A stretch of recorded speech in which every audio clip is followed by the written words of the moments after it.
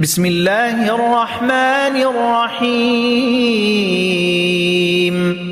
إذا جاءك المنافقون قالوا نشهد إنك لرسول الله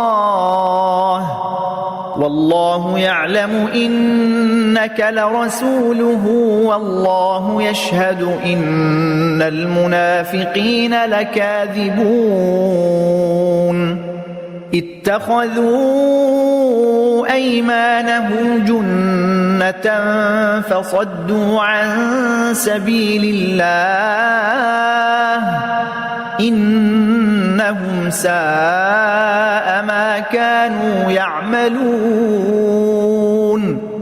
ذلك بأنهم آمنوا ثم كفروا فطبع على قلوبهم فهم لا يفقهون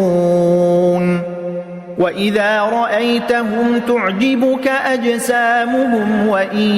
يقولوا تسمع لقولهم كأنهم خشب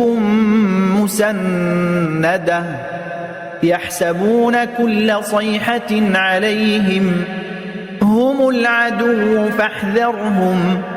قاتلهم الله أنى يؤفكون وإذا قيل لهم تعالوا يستغفر لكم رسول الله لووا رؤوسهم ورأيتهم يصدون وهم مستكبرون سواء عليهم أستغفرت لهم أم لم تستغفر لهم لن يغفر الله لهم إن الله لا يهدي القوم الفاسقين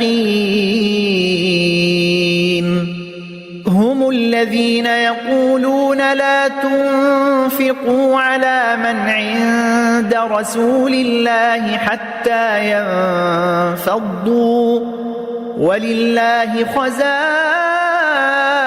السماوات والأرض ولكن المنافقين لا يفقهون يقولون لئن رجعنا إلى المدينة ليخرجن الأعز منها الأذل ولله العزة ولرسوله وللمؤمنين ولكن المنافقين لا يعلمون يا أيها الذين آمنوا لا تلهكم أموالكم ولا أولادكم عن ذكر الله ومن يفعل ذلك فأولئك هم الخاسرون